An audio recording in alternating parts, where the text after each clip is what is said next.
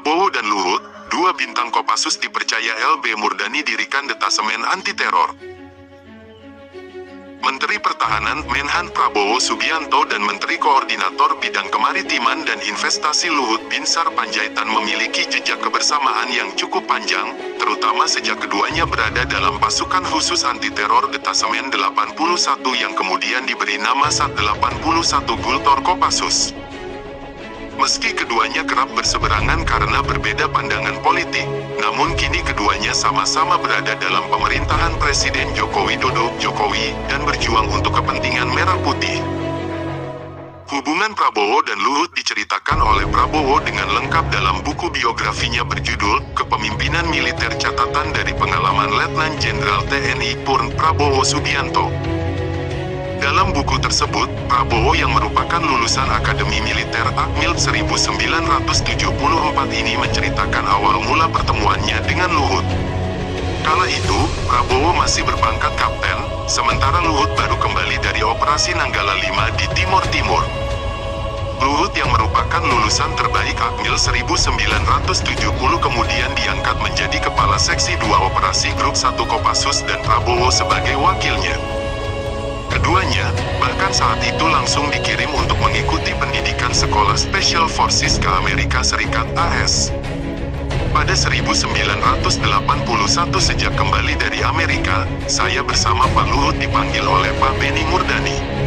Kami diperintahkan untuk sekolah ke Jerman, Sekolah Anti-Teror GSG 9. Setelah sekolah itu, kami diperintahkan membentuk pasukan anti-teror yang kemudian diberi nama Detasemen 81 karena dibentuk pada 1981.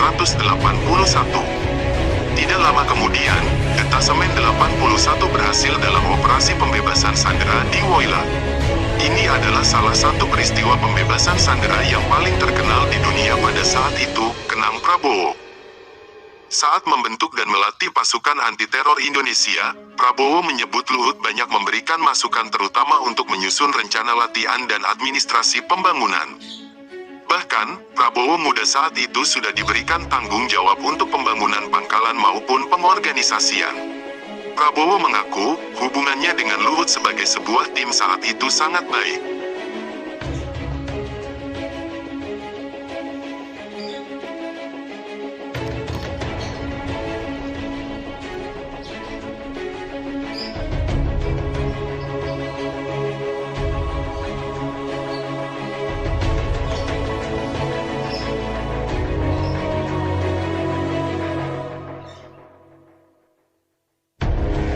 Prabowo dan Luhut, dua bintang Kopassus dipercaya LB Murdani dirikan detasemen anti-teror. Tapi memang benar karena kadang sifat kami berdua yang sama-sama alpa akhirnya juga sering terjadi percikan-percikan.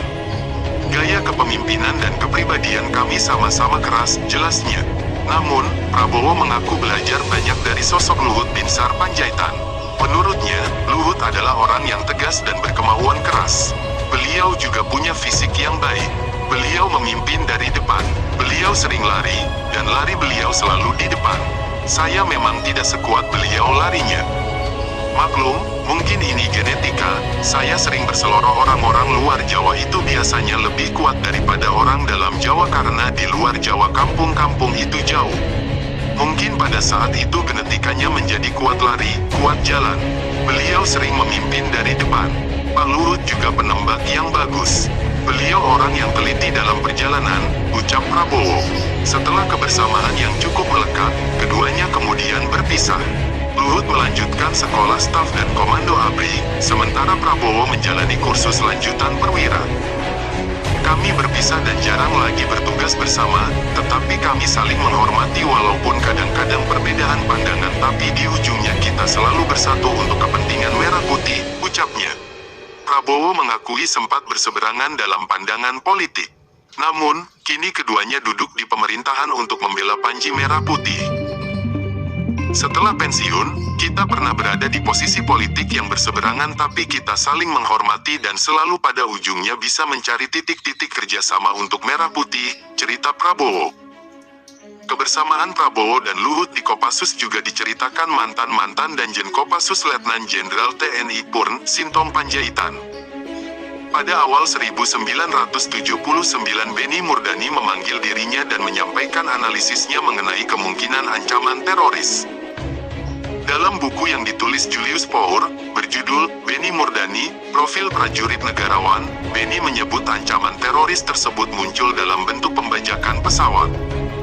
Apalagi, di era 1970-an, aksi pembajakan pesawat dan penyanderaan seringkali dilakukan para teroris di berbagai negara.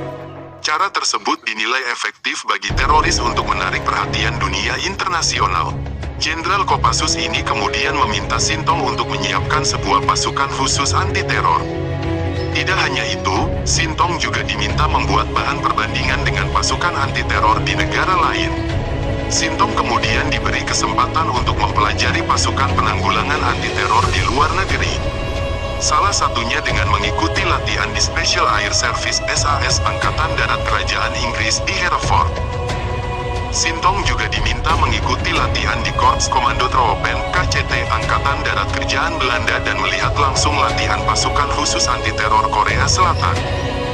Tidak hanya itu, Benny juga memanggil Mayor Infanteri Luhut Binsar Panjaitan dan Kapten Infanteri Prabowo Subianto untuk mengikuti sekolah anti-teror di Jerman Barat.